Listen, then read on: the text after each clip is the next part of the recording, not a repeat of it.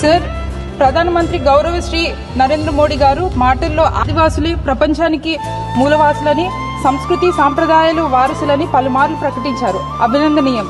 కానీ అవి అన్ని మాటల్లోనే మాత్రమే మిగిలిపోయాయి. చేతల్లో మాత్రం వారు ప్రభుత్వం చేసింది శూన్యం.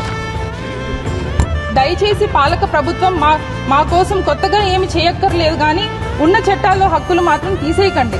ఆదివాసీ విద్యా సంస్థలకు, యువత ఉద్యోగ ఉపాధికి ప్రాణవాయువు జీవో నెంబర్ 3 సార్ పునరుద్ధరించాలి. లేకపోతే ప్రత్యామ్నాయంగా మరో జీవో తీసుకుని వస్తే గిరిజన ఆదివాసీ ప్రాంతాలకు 100% ఉద్యోగాలు స్థానిక గిరిజనులకి మాత్రమే భర్తీ చేయాలని కోరుకుంటున్నాను సార్. ఈ జీవో నెంబర్ 3 మీద కొన్ని లక్షలాది మంది గిరిజన నిరుద్యోగులు ఆధారపడి ఉన్నారు సార్. ఖచ్చితంగా ఇట్లాంటి జీవోని మాత్రం తొలగించకుండా, లేకపోతే తొలగించవలసి అవసరం ఉంటే ఇంకో జీవో నెంబర్తో మళ్ళీ పునరుద్ధరించాలని చెప్పి మిమ్మల్ని కోరుకుంటూ సెలవు.